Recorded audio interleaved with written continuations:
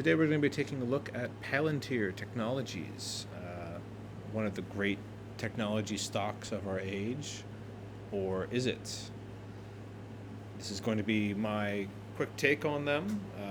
Very little analysis has actually been done, so you should certainly do your own. But from my perspective, I think there's what we're talking about in the market does not match what this company actually is and does. So, figuring out what they do and kind of where they came from, their Wikipedia page, great resource there. Kind of goes over the history, so some of the thesis, some of how things came to be, and you can kind of start to see that what their pathway has been, how they've grown as an organization, and what they've acquired in order to stay afloat, what they've had to do in order to do that, things like doing an additional round of funding, for example, and who funded them and who continues to fund them. That kind of gives you a sense of just sort of like where's the money coming from and sort of what is their opportunity for expanding on that. And one of the things that I identified when you kind of go through this and kind of identify what they do, they talk about products, but these aren't really products in the same way that maybe you would think about them. In enterprise sales, it's never just you buy a washing machine or a dryer and you're done. There's going to be customizations, there's going to be integration done, there's going to be support contracts, and is my reading of how these products work is they are sort of the base underlying technology that a company might buy. But then you would work with Palantir. Palantir would actually integrate their engineers with the organization and get them to kind of make sure that you're getting the exact value proposition that their salespeople sold you on, right? And then as they do that, they learn more about who their customers are, if they're learning about military or the healthcare industry or what have you, and that gives them more that they can pivot around and target back to other industries, so other militaries, other hospitals, what have you. But it's not just a pure product play.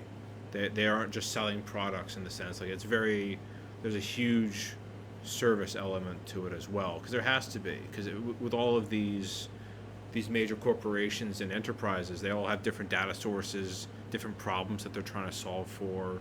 So that's really what they're trying to buy when they're an enterprise, is they're trying to buy a solution.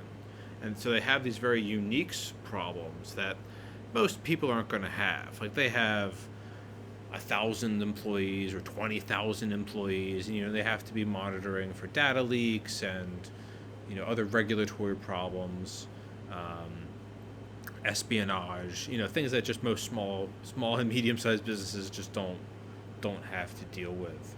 So that's kind of where Palantir is sort of able to fit in there. I think it's great to kind of recognize what they are able to bring. They do have customers that are in the government, and that's certainly that can be a great moat. Government doesn't want to change their systems out generally. It's certainly not entirely defensible. They have British National Health Service, great. That's awesome. But if you read through this, this is a great page that actually kind of goes over everything. But if you go over all this, you kind of get a sense of kind of who they are and what they do. And they're in the enterprise space. So that means they're in the Oracle space, the Microsoft space, Salesforce to some extent. Although they're not like Salesforce. What Salesforce does is they have the platform, but you're the one that integrates with it. You're the one that puts developers on top of it, reads the APIs, and does the integration work yourself. It's not them, the company. They're just the ones providing the platform. And what Palantir does is they're full service. They have the platform, but then they are also providing the developers to augment that, bend it to your will to make it provide the outcome that you're trying to get from it, probably starting from some starting point, or from some sort of notion in that sense.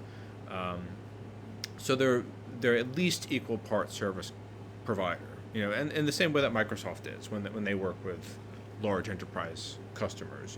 They're very often developing custom solutions, and so It's just by the nature of it, But they're not just selling a product, and I think that's really important to understand because that impacts their ability to scale and grow their company. So the next thing I want to take a look at is just some different stock charts. So this is Coca-Cola. Coke is a very boring company. They've certainly got growth. Their growth is in new products. Non-sugar products and things like that, and teas and other waters and things like that. And so they've certainly found a way to grow, at least over the last 5 years. We can take a look at the max. They've certainly really grown. Since what is that? The 2015 is when they really started to take off there. But just over the last 5 years, you can see they're up. That's great, and they're kind of a boring company, right? They produce sugar water. Apple.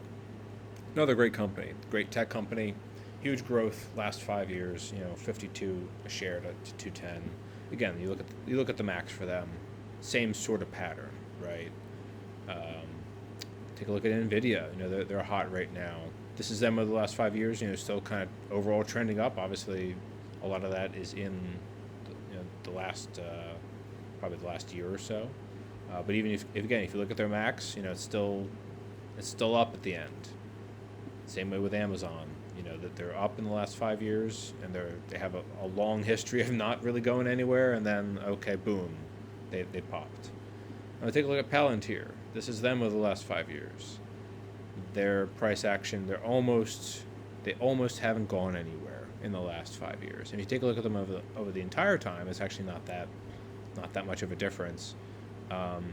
If you bought at the very early time, at $9, yeah, you'd be up 25. But then, they've basically gone sideways since December 2020. So that's something to consider, right? Is this really a growth stock? What is their growth potential as a company? And they're different from the way Apple and Nvidia and Amazon and even Coca-Cola work, because those are all product companies. They have service elements to them, but they sell products, and products scale really well because you can invest a fixed amount of resources into it, and then you're able to repeat that and scale that out into millions and billions of users, which is great.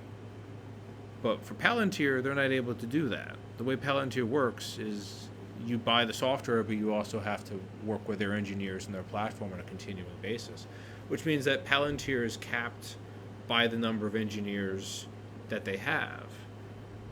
And that means they can't swallow the world in the same way that Coca-Cola or Apple or Nvidia or Amazon can, because their platforms inherently don't scale in the same way. They require a lot different capital in order for that to work. That doesn't mean they're a bad business, but it doesn't mean they're a good investment. And I think their chart does honestly reflect what that is. And I think it's foolish to expect any kind of pop here, even if there might be some news about, oh, they're an AI stock, and they will be doing some AI work. They are an integrator for a lot of these contracts, and so leveraging AI is obvious, but they're not unique in that. IBM's going to do the same thing, so what? So really, where is their moat? Their moat is in the contracts they have. And some of their platform technology, there is a specific niche focus to it, But end of the day, they're serving enterprise, and they're serving enterprise in a way of just enterprise software, and they fit into the puzzle piece of an organization. They are important for it, for sure, but as an investment, when you're looking for real solid growth, you're not going to see that from Palantir because they're just not capable of it. Not in the same way that any of these other companies are. So one of the last things I want to show you is asking ChatGPT, hey, break down the revenue from 2023, how many employees they have, and what the revenue for employees are. And you can see in 2023, Apple was killing it with 2.3 million per employee, and then Nvidia coming in at 1 million per employee, and Amazon surprisingly, 373,000 per employee. That's actually not a great number, you know. But Palantir only 585, and 3,000 employees. So in order for them to scale up, in order for them to double, they'd have to, at least double their headcount, because that's what it takes, And that's one of the problems with Palantir as a company, is they don't have the same growth potential as these other companies do. And you can look at them as a good business, and I think that's fair. I don't think they're going to go anywhere, and I think they are going to continue to grow at a certain level, but I don't think they are the AI play in the same way that other people view it as. And they're not the be-all, end-all that all companies are going to be adopting in the same way that NVIDIA is, right? And they're not the way the iPhone is for teenagers, where 80% of the market, they have 80% of the market for teenagers. It's crazy. They don't have that. They're never going to have that. That's not their pitch. That's not their value prop. That's not what they do, and they don't need to do it. So, are they going to be leveraging AI? Yes. Are they going to be important for organizations to capitalize on AI? Absolutely. But are they going to grow in the way that we as investors would want? Are they going to be doubling, tripling, quadrupling in the next couple years? I don't see the opportunity for that. And, where is it? So we'll see what happens, though.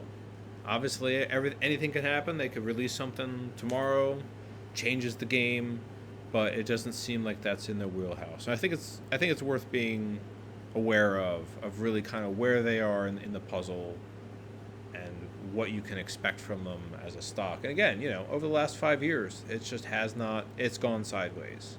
And so is that really the best allocation of capital? I mean, even Coca-Cola over the last 5 years has grown from, 336 to over 1,000. That's Coca-Cola. So sometimes the boring plays are the best plays. I'm not into Coca-Cola, but I mean, shit, maybe I should be. So anyway, something to think about. Okay, I wanted to follow up real quick on some of the mistakes I made, or at least one of them. For Amazon, they have quite a lot of employees, so that would explain their revenue being only $373,000 per employee. But they did, as a company, make, I don't know, almost $500 billion. So I think that's pretty good. I think they're doing all right. The other thing I wanted to point out is the PE ratio for some of these companies. So Coca-Cola, their PE ratio, that's profit to earnings, is 22, and that's pretty okay. Apple's coming in at 32. That's good too. NVIDIA coming in at 72. That's probably a little high. Amazon is 53, which is less, kind of in the middle between those two, between NVIDIA and Apple. And then what do you think Palantir is at? Maybe it's 90. 120. 211. So that means there is 211 times premium of what the company's actual bankruptcy value would end up being, if you want to look at it like that. So that's a little concerning, I think, and it's worth highlighting again for this company. That sort of, to me, represents the hype meter. That's how much enthusiasm there is, or belief the company will bring in really great profits in the future. And you can kind of see that on all the other examples, right? I mean, Apple's at 32. That's actually pretty great. NVIDIA 72, Amazon 53. Like those are kind of okay numbers. They're up there, higher than what Coca-Cola is, and that's because there's a premium being placed on their ability to bring in profits in the future. But for 211, that's not nothing. But what the stock market does about that could be nothing. It could stay there for forever, But I think as earnings come in, I think that'll really impact how how people view this stock. Um, so just something to be aware of. Thought I'd call out some of those other points.